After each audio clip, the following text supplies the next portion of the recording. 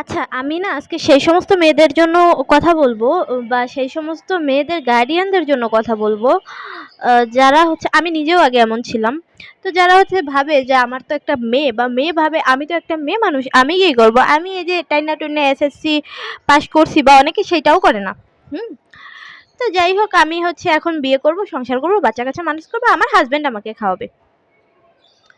আমি পুরোপুরি হাজবেন্ডের উপর ডিপেন্ডেন্ট থাকবো। আর বাবা ভাবে যে আমি না জামাইকে হচ্ছে ৫ লাখ টাকা দিয়ে দিব, আমার সারা জীবনের হাড় খাটুনি আমি জামাইকে দিয়ে দেব, আহ, এর কারণে জামাই আমার মেয়েটাকে ভালো রাখবে।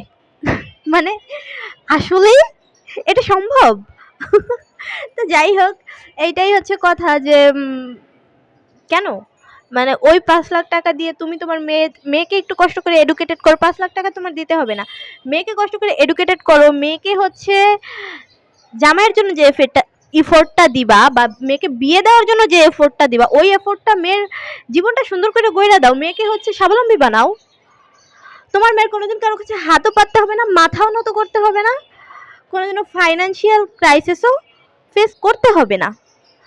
স্ট্রাগল করে তুমি যখন 19-20 বছর বয়স পর্যন্ত মানুষ করতে পারছো, বড় করতে পারছো, কষ্ট করে আর 5-7টা বছর পারবা না? মেয়েটাকে একটু দাঁড় করায় দিতে পারবা না? তুমি কেমন বাবা?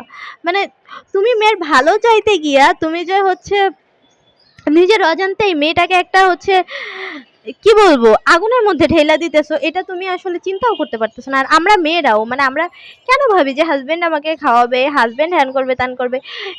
আমরা আসলে আমাদের এমন ভাবে শিক্ষা দেওয়া হয় যে স্বামী ছাড়া জীবনে কিছু নাই। বাস্তবতা তো পুরাই ভিন্ন। এরপর যখন শ্বশুর বাড়ি যে আমরা শাশুড়ির হাতে নিপীড়িত হই, তারপরে শ্বশুর বাড়ির মানুষের বিভিন্ন অত্যাচার সহ্য করি, প্লাস স্বামীর কাছে কিছু বলতে গেলে যখন স্বামীও উল্টা মারধর করে, তখন আমরা নিজেদেরকে খুব অসহায় ভিকটিম, মানে ভিকটিম বলে মনে করি। আসলে কিন্তু আমরাই হচ্ছে মেইন কালপ্রিট। ঠিক আছে, আমরা তো কই, আমরা আমরা তো ভাবি নাই যে না আমরা অন্যের ঘাড়ে পা দিয়ে খাবো না, অন্যের পরিশ্রম আমরা খাবো না, আমরা নিজেরা পরিশ্রম করবো।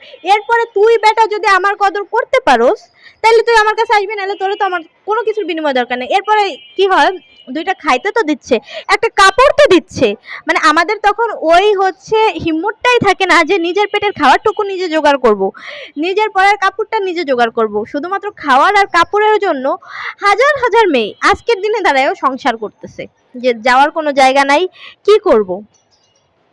তো এইটাই কথা যে নিজেকে দাঁড় করাও। তুমি যদি নিজেকে দাঁড় না করাও, কোনো ভালোবাসা, কোনো হচ্ছে কোনো কিছুতে কিচ্ছু হবে না এই দুনিয়ায়।